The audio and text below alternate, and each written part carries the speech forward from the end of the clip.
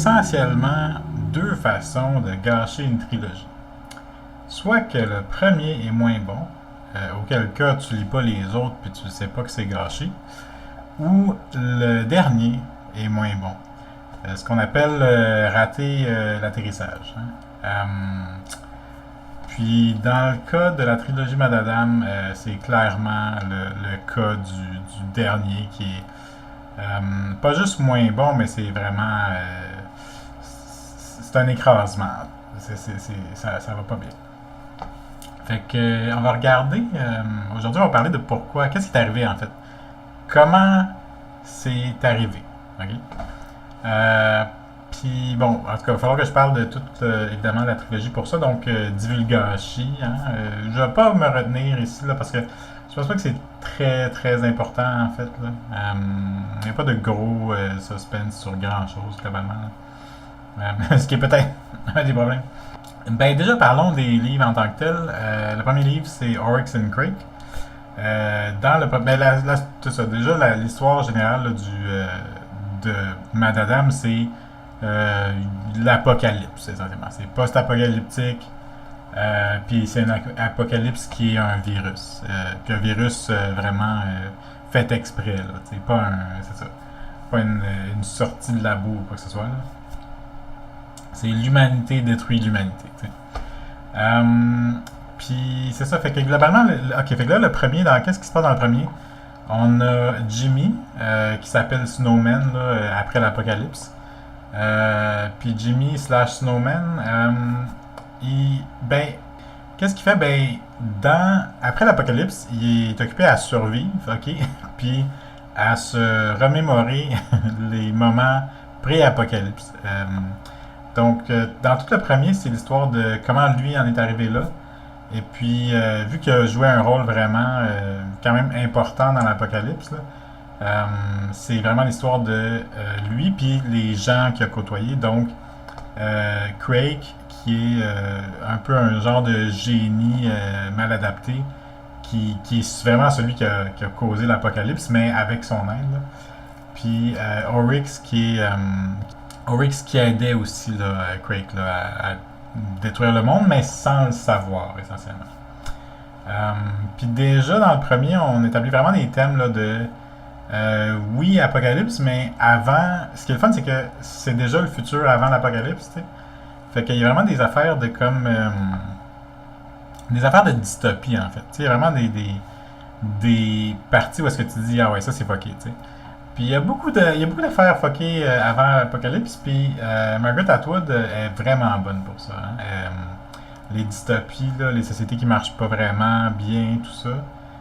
C'est vraiment son domaine. Puis ça paraît en maudit. Puis honnêtement, le premier, j'ai vraiment dévoré. Là. Parce qu'on alterne entre l'histoire de Snowman plus dans le présent post-apocalyptique, puis l'histoire de son rapport avec Oryx, puis son rapport avec Craig. Donc ce qui raconte l'histoire de Oryx et Craig, qui, je vous le dis, qui meurt à la fin, là, mais qui meurt lors de l'apocalypse. T'sais.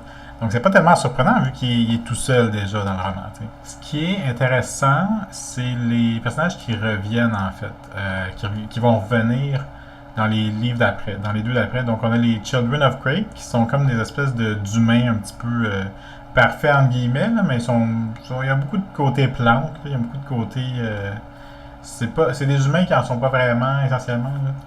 Là. On a Amanda. On a Ren, puis on a Wakula Price, qui sont toutes les ex de Jimmy Snowman. Hein? Donc, qui sont toutes. Il a sorti avec chacune des filles à différents moments dans sa vie, puis ça revient dans le troisième surtout. Ça fait penser aux meilleurs aspects de Handmaid's Tale de Margaret Atwood. Là. Donc, c'est vraiment le côté vraiment. Dystopique, là, le côté la société a perdu les plombs, mais plus du côté Margaret Atwood, tu sais, dans Handmaid's Tale, c'était plus du côté dictature religieuse, là. Mais dans le côté ici chez Madadam, c'est plus les corporations en fait, c'est plus les corporations, il n'y a plus vraiment de gouvernement, ou il n'y a plus de gouvernement comme fonctionnel, c'est rendu toutes des corporations. C'est une corporation qui qui détient là, les États-Unis. Là, puis sous-entendu le reste du monde, parce que qu'est-ce qu'il y a dans le monde à part les États-Unis? Hein? Donc, tout le premier livre, c'est comme les regrets. Puis il y a un côté survie, là, un côté comme il se blesse, puis il doit comme trouver une façon de protéger les Children of Creek. Mais c'est bien plus une histoire de flashback. C'est bien plus une histoire racontée en flashback. Puis c'est pas mal intéressant pour ça, surtout qu'il se blesse vraiment, puis il devient fiévreux, tu sais, puis il devient vraiment, là, ça devient vraiment, ok, ouais, jusqu'où il va se rendre avant de perdre conscience ou voire mourir, tu sais. Puis ce qui est intéressant, c'est qu'à la fin du premier, il tombe sur un groupe de femmes, d'hommes et de femmes, mais les femmes sont comme captives, là. Puis, c'est le gros suspense. Je disais qu'il n'y avait pas de suspense, c'est pas vrai. Il y a un gros suspense à la fin du premier, à savoir qu'est-ce qu'il va faire. T'sais, lui, il a comme un gun, eux, ils en ont pas. Puis là, c'est comme qu'est-ce qu'ils vont faire les deux groupes. T'sais. Mais au début du deuxième, j'ai déjà senti que quelque chose clochait parce que c'est déjà pas ça l'histoire du deuxième. L'histoire du deuxième, c'est l'histoire surtout l'histoire de Ren puis de Toby. Là, Ren est ami avec Amanda, là, donc c'est aussi son histoire à elle, mais c'est surtout Ren puis Toby. Puis c'est drôle parce que dès le début du livre de Year of the Flood, c'est Toby en fait. Jamie est nulle part. C'est Toby qui a les flashbacks, qui devient donc le personnage principal. Puis c'est intéressant, vraiment, encore une fois, je disais que le premier était très bon. Le deuxième, le Year of Flood, là, c'est incroyable. C'est vraiment, là, le rythme est parfait. Les personnages puis leurs actions sont comme parfaits. C'est vraiment... J'ai trouvé que c'était Margaret Atwood au sommet de sa gloire. Là, puis j'ai pas lu Handmaid's Tale, là, je l'ai vu, mais ça reste que j'ai trouvé ça incroyablement bien fait. Entre la perspective de Toby dans le présent, Toby dans le passé, puis Ren, pas mal toujours dans le passé. Là. Puis, en plus, c'est comme... il y a comme des sections entre chaque chapitre, là, genre, il y a une section où est-ce que c'est Adam qui parle. Adam qui est le leader d'une secte, en fait. Puis c'est ça, parce que Toby puis Ren, là où est-ce qu'ils se rencontrent, c'est dans cette secte.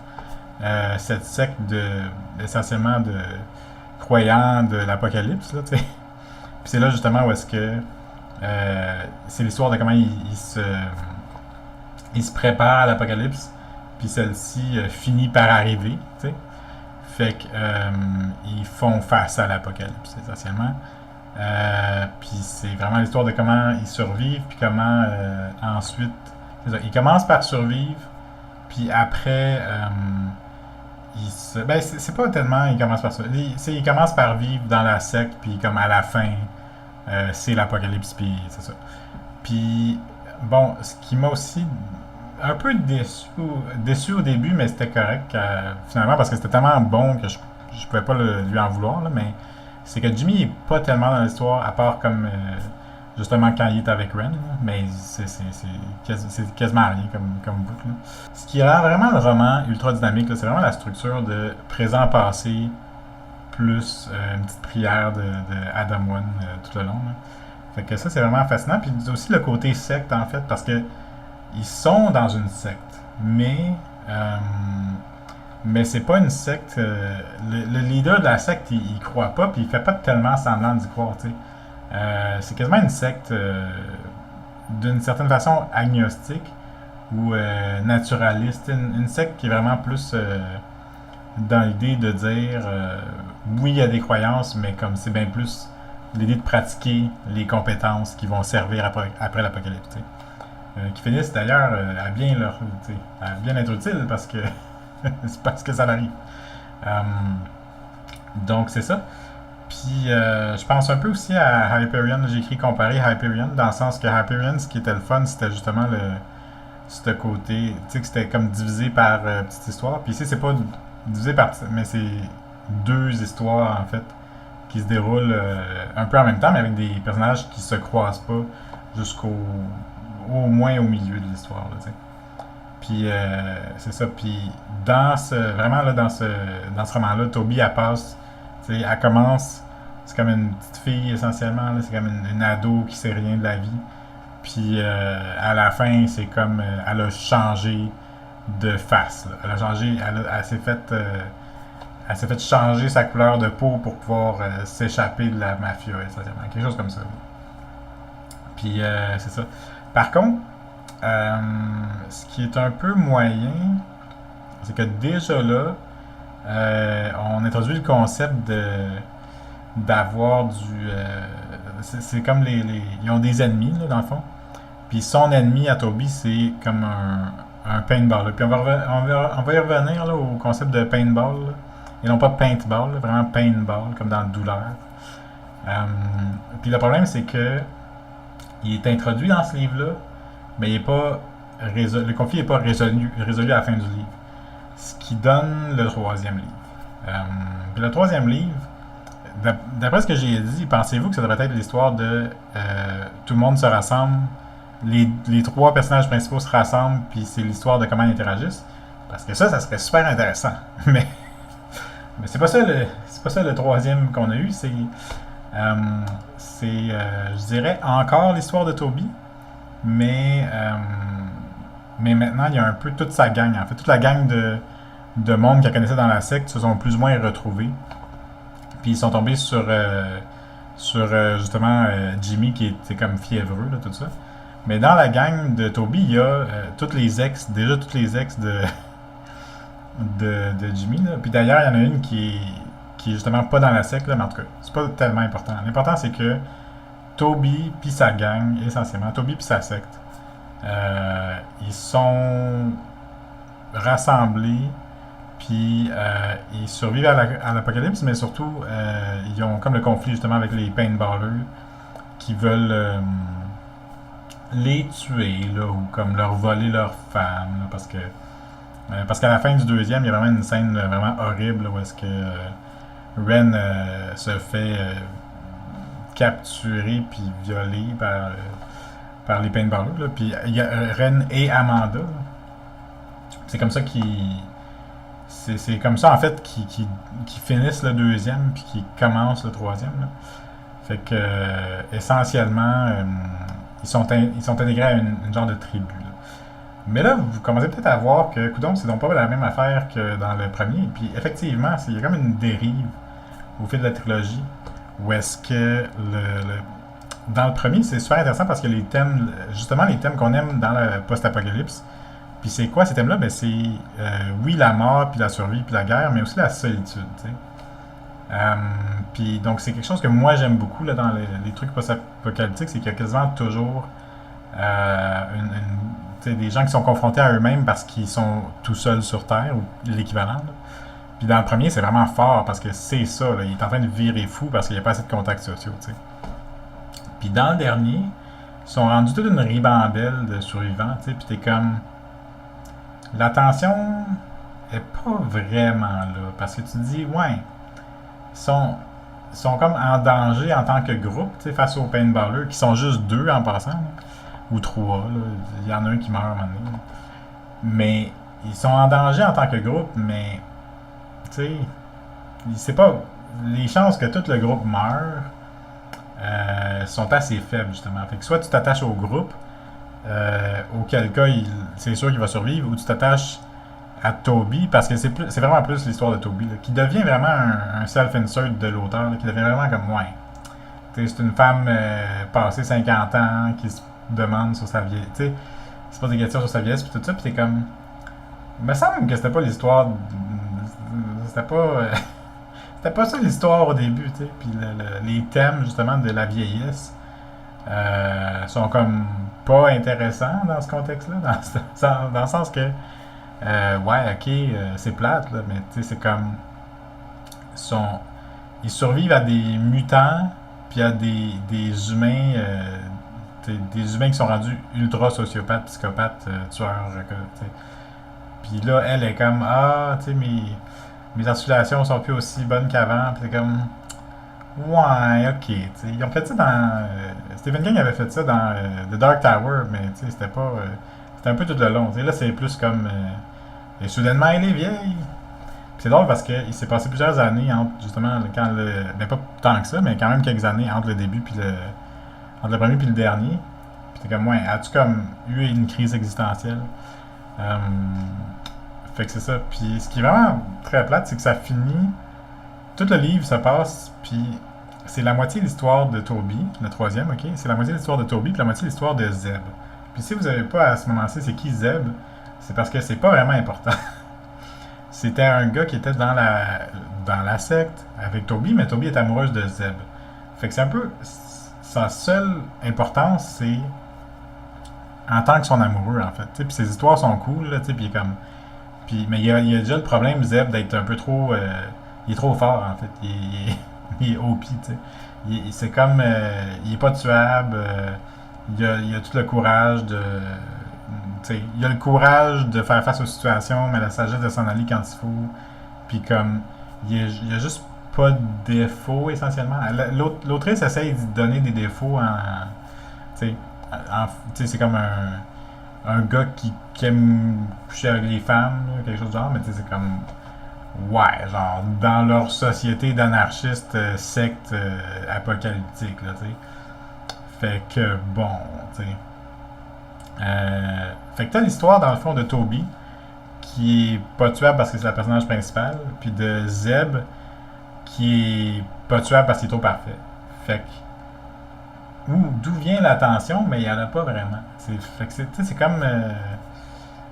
C'est vraiment décevant. En fait. C'est là où est-ce que vraiment le troisième m'a grandement déçu. Là, donc moi j'ai noté ici là, les problèmes, là, c'est l'histoire de Jimmy. On n'a jamais conclu l'histoire de Jimmy. Ni même d'Adam One. Adam One, il meurt dans le troisième, mais à la fin du deuxième, tu penses déjà qu'il est mort. T'sais. Fait que c'est pas tellement intéressant. Puis Zeb, ben Zeb, justement, il était pas dans le premier, puis dans le deuxième, il était pas important. Fait que là, soudainement, t'arrives à la fin d'une trilogie, puis whoops, c'est un nouveau personnage principal. Ça passe pas, là, je suis désolé, là, c'est pas bon. Ouais. Trop de personnages, c'est ça. Ça, je disais, c'est le piège, en fait, des histoires post-apocalyptiques qui durent trop longtemps. Puis ils font tout ça. Ben, pas toutes, mais je dirais très, très, très, très, très souvent. Ce qui est le fun dans le post-apocalyptique, parfois, ce qui peut être le fun, c'est l'histoire de la solitude. T'sais. Puis c'est comme si tous les récits post-apocalyptiques qui durent longtemps, ils sont comme incapables de maintenir, de garder ça intéressant avec comme une seule personne. Fait qu'ils font comme toujours rajouter des personnages, puis à un moment donné, t'es juste rendu, ok, mais il n'y a plus de danger. Là, ils sont comme 10, ils ont juste à garder les yeux ouverts, puis ils vont être corrects. Là, ce qui est arrivé dans, mettons, Walking Dead, là, qui était vraiment. Que j'ai pas suivi longtemps, mais qui était déjà une maudite bonne gang quand j'ai arrêté. Là. Puis aussi dans Last Man on Earth. Last Man on Earth, ça s'appelle Le dernier homme sur Terre. C'est post-apocalyptique.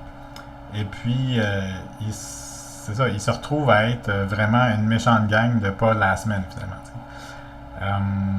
Puis c'est ça, puis je pourrais vraiment en nommer d'autres, là, tu sais. Fait que c'est comme une façon un peu trop facile. Je dis que c'est un piège parce que c'est une façon trop facile de faire avancer l'histoire. C'est tu rajoutes un personnage, puis là, t'as comme des nouvelles interactions qui se débloquent, tu sais. Puis oui, c'est une façon normale de faire avancer une histoire, mais quand ton histoire, c'est la solitude, puis la survie, faut faire attention. Faut vraiment faire attention. Puis je pense que Margaret Atwood l'a vraiment échappé. Puis on peut pas y en vouloir pour ça parce que tout le monde l'a échappé dans ses histoires post-apo. Mais ça reste que, ok, on est parti de un gars qui mourait essentiellement de solitude, puis deux femmes qui étaient aussi seules, tu sais, qui étaient seules dans un monde pré-apocalyptique, là, mais qui étaient seuls de par leur nature, en fait, de par leur tempérament, puis de par le fait qu'ils étaient aliénés, justement. Donc, le premier, il était seul parce que c'est un trou de cul, puis il a tué tout le monde. Puis le deuxième, il était seul parce qu'il était aliéné, puis il était en marge de la société. C'est super intéressant, là, c'est fascinant, puis pour vrai, je recommande de lire les deux premiers, juste parce que c'est tellement bon puis bien fait, t'sais. Mais dans le troisième, Jimmy il est essentiellement absent, puis les deux autres, ben, ils sont plus seuls. Fait que, non seulement ils sont plus seuls, mais ils sont avec du monde comme eux autres, t'sais. Fait que même leur aliénation est comme plus vraiment pertinente, t'sais. Fait que c'est ça. Là, j'ai écrit ici, qu'est-ce qui s'est passé? Je le sais pas. Je suis pas dans la tête de Margaret Atwood. Pourquoi elle a fait ça de même? Ça a dû être un choix, tu sais. Euh, Moi, j'ai écrit, bon, 10 ans, c'est long. Mais encore là, ben, parce qu'il s'est passé 10 ans là, entre la sortie du premier et du dernier. Mais, tu sais, ça fait que vraiment, elle a eu le temps de changer. Puis peut-être qu'elle s'est dit que les messages n'étaient pas les bons dans le premier. Puis qu'elle a. Parce que vraiment, le changement de ton et le changement de l'histoire arrive dans le deuxième, tu sais. Le changement de direction, si on veut, c'est vraiment. Ça arrive dans le deuxième, mais moi, je pensais que le troisième allait mélanger les deux puis faire une espèce de truc transcendant, tu sais, qui aurait été super bon.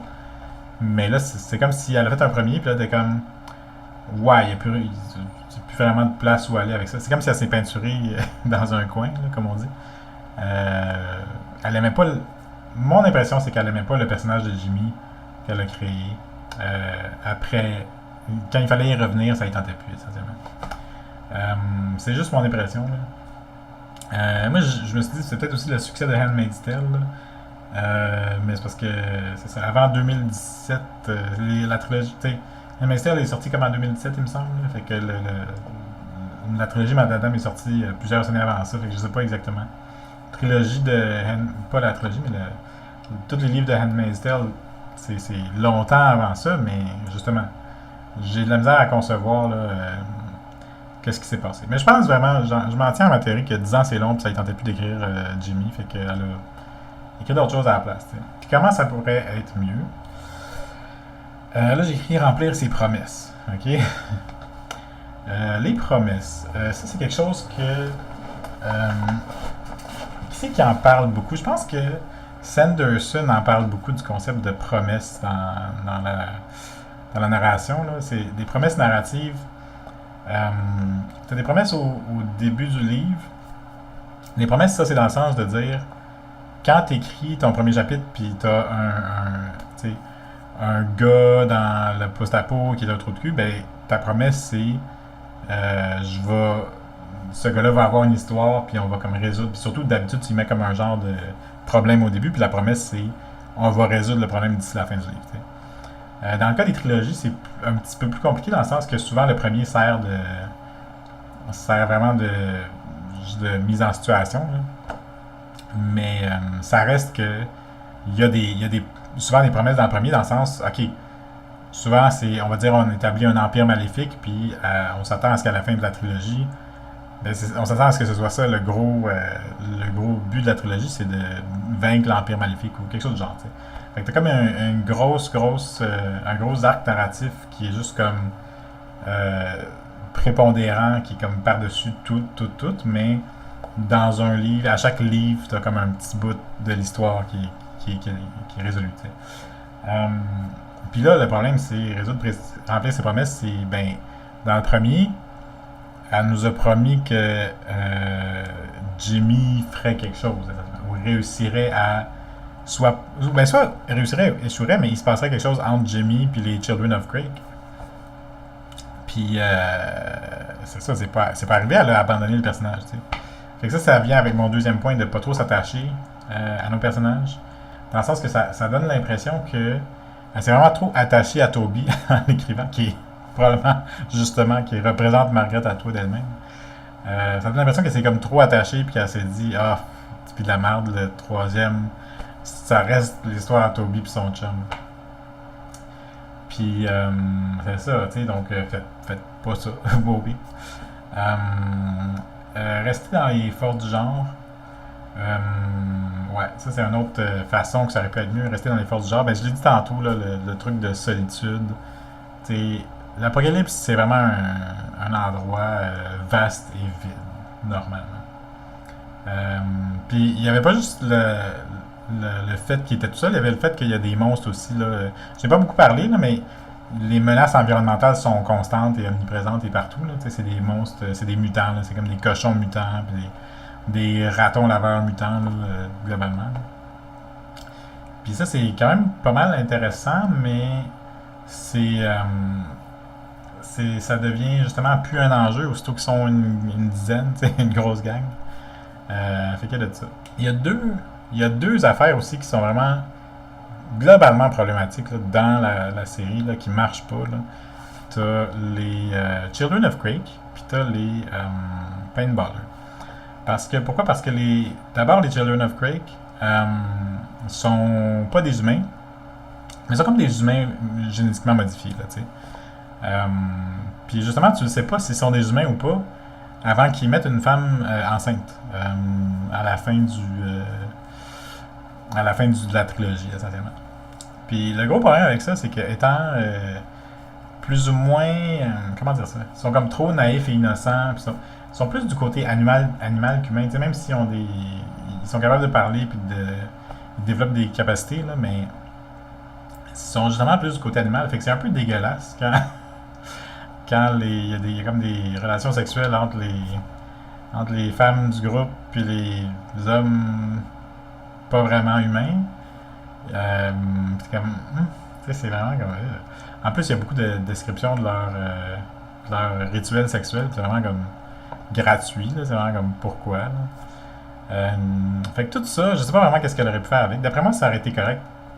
Tu sais, si elle avait pas mélangé les humains et les Children of Quake, parce que déjà les Children of Quake représentaient l'avenir de l'humanité, justement, comme l'idée c'était que l'humanité allait s'éteindre, puis les Children allaient comme être ceux qui allaient vraiment poursuivre, remplacer l'humanité. Puis ça, c'était le plan de Quake, mais il n'avait pas prévu qu'ils soient génétiquement compatibles avec les humains. T'sais.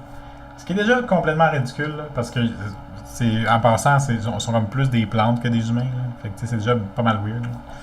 Mais vraiment, là, ça aurait été correct s'il avait été mis à part, ou justement, s'il avait été ceux qui survivraient. Puis ça marcherait aussi avec l'idée de deuil qui vient avec les histoires d'apocalypse. T'sais.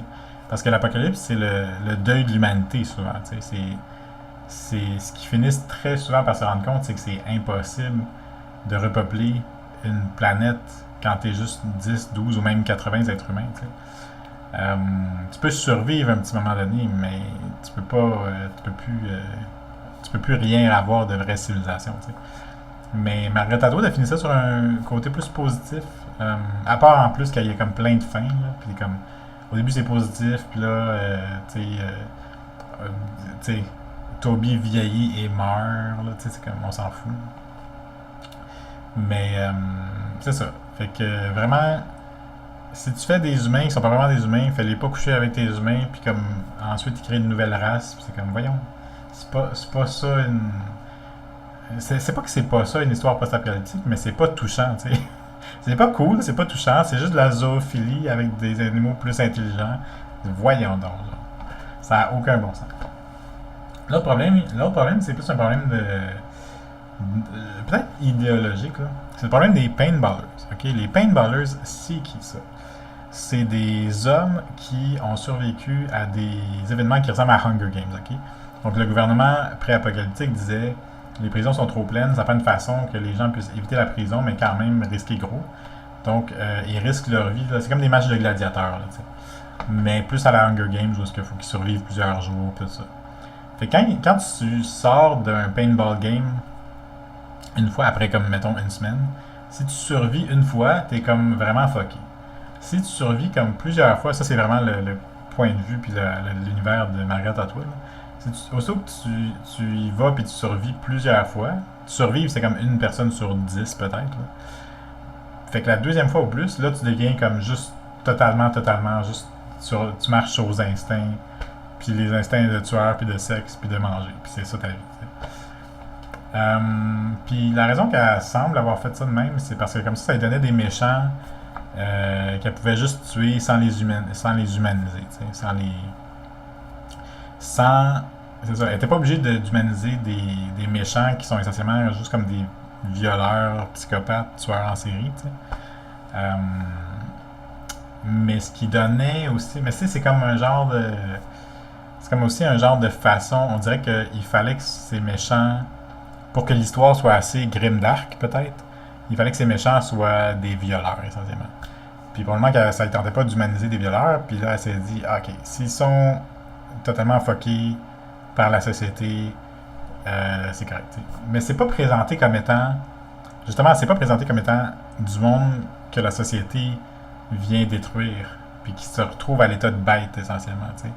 Euh, c'est plus présenté comme c'est déjà du monde chien, du monde vraiment pas correct, mais c'est des tueurs, là, essentiellement. C'est déjà du monde, ok, c'est déjà des gens très méchants, puis en subissant les paintball games, ils deviennent justement là, inhumains. Mais c'est présenté comme ça, mais le problème c'est que justement ça marche pas tellement. Ça n'a pas tellement de sens globalement. Euh, c'est comme si en faisant ça, mais c'est quoi le message? C'est ça, c'est quoi le message derrière? Le message c'est comme il y a du monde tellement fucké que c'est correct de les tuer, là. T'es comme, voyons, c'est pas cool comme message. Euh, ou sinon, le message, c'est quoi, c'est là que tu dis justement à quoi ils servent les paintballers. Pourquoi il fallait que ce soit eux et non pas juste des humains normaux? Parce que des humains normaux, il aurait pu négocier avec, puis il aurait pu même être tenté de les tuer. Mais là, c'est comme si, étant donné qu'ils sont complètement déshumanisés, ça devient correct de les tuer, mais ça devient aussi comme pas tellement un enjeu moral. Fait que quand justement, à un moment donné, Toby, elle a comme pitié d'eux, puis elle les tue pas, justement, puis elle les laisse vivre, puis elle les nourrit même, malgré qu'ils sont attachés, là, tu sais. Puis ils finissent par se sauver, puis là, c'est comme si l'histoire disait ah, ben finalement, elle aurait dû les tuer. Elle était vraiment conne, elle a usé de. Elle a fait preuve d'empathie au lieu de tuer ces êtres qui ne méritaient pas de vivre, tu sais. Puis t'es comme, ok, wow! C'est comme si la morale, c'est si t'es assez fucké, tu mérites de mourir. Tu sais, t'es comme, c'est bien bizarre, c'est bien bizarre. Puis, c'est ça. Fait que pourquoi des paintballers? Pourquoi pas juste des humains normaux? Parce que dans les histoires post-apo, c'est souvent des humains normaux. Tu sais, dans Walking Dead, les meilleurs méchants, c'est juste du monde qui essaie de survivre puis qui font preuve de toute la rationalité dont ils sont capables dans le monde détruit, là, tu sais. Puis ça serait correct de juste avoir des factions là, sans que ça soit genre méga tueur, tout ce que tu sais. Oui, ça les rend dangereux. Donc, il y a quand même l'aspect où est-ce que tu dis, ok, ils sont vraiment compétents. T'sais. Donc, c'est des ennemis ultra compétents, mais ça enlève toute la crédibilité de l'idée d'avoir une empathie pour eux, et donc ça enlève un dilemme moral, et donc qu'est-ce que ça devient? Ben, ça devient un conflit militaire entre 10 personnes contre 2. Je veux dire, c'est pas vrai que les deux vont gagner là-dedans. C'est comme ça n'a pas de sens. Là. Fait que, voilà comment on botche une trilogie. Qu'est-ce que ça leur aurait été? Qu'est-ce que ça leur aurait été si Margaret Atwood avait continué dans la direction du deuxième? Ben, ça leur aurait été ce que moi j'aurais aimé voir, parce que je pense qu'il y a encore de la place pour une série qui fait ça. Ça aurait été, ok, le premier c'est Jimmy, le deuxième c'est Toby puis Ren, puis le troisième c'est leurs interactions à eux, puis comment, puis c'est ça, comment Jimmy vit avec sa culpabilité en côtoyant ses victimes essentiellement, là, ses victimes, t'sais, des gens qui savent qu'ils auraient détruit la Terre. C'est ça. Ça aurait été pas mal plus intéressant. Au lieu de ça, on a eu l'histoire d'une quinquagénaire qui s'adapte, je sais pas, là, qui doit s'adapter à l'apocalypse. On a eu ce qu'on a eu. Puis dommage, parce que très dommage, parce que vraiment Margaret Atwood, elle écrit vraiment très très très très très bien. C'est vraiment comme un modèle en termes de prose, puis de style, puis de rythme, puis de ton, Elle maîtrise tous les outils, mais elle a choisi de construire quelque chose d'un petit peu plate avec son expertise. Donc voilà. Grande déception, mais honnêtement, je recommande quand même de lire la trilogie juste pour les deux premiers. Puis si vous avez le goût d'arrêter après deux, arrêté après deux. Mais ça vaut vraiment la peine. Ouais. Donc, sur ce, hey, merci d'être arrivé de m'avoir écouté jusqu'à la fin ici. C'est ça. Donc, moi, c'est ça, j'ai arrêté beaucoup de faire des vidéos dans les derniers temps, c'est parce que j'avais pas de job. Je me cherchais une job. Fait que je trouvais ça comme bizarre de continuer à faire des vidéos là, pendant. C'est ça. Quand t'es sur le chômage, tout est un peu moins le fun, un petit peu. Fait que c'est ça. Mais là, je vais commencer bientôt une nouvelle job. Donc, vraiment, j'ai hâte. Puis, ça va me permettre aussi d'avoir l'énergie mentale et physique de produire, de revenir à ma fréquence habituelle, là, qui est de viser une fois par semaine, mais dans le fond, ça sort aux 3 semaines. Mais c'est pas grave. Je prends le temps qu'il faut pour faire quelque chose que moi j'aime, puis c'est ça. Puis c'est ça, là, aller voir Instagram ou la communauté Reddit, Science Fiction Québec. C'est ça. J'attends vos opinions en commentaire. Ou sinon, si vous avez des histoires là, que vous aimez, post-apocalyptiques, là, des livres post-apocalyptiques que vous aimez, n'hésitez pas à les mettre en commentaire. Ça m'intéresse. J'en ai lu quelques-uns, mais je les ai pas tous lus. Fait que si jamais vous avez des idées, j'attends vos commentaires. Donc voilà, bonne journée, bonne semaine, puis à la prochaine.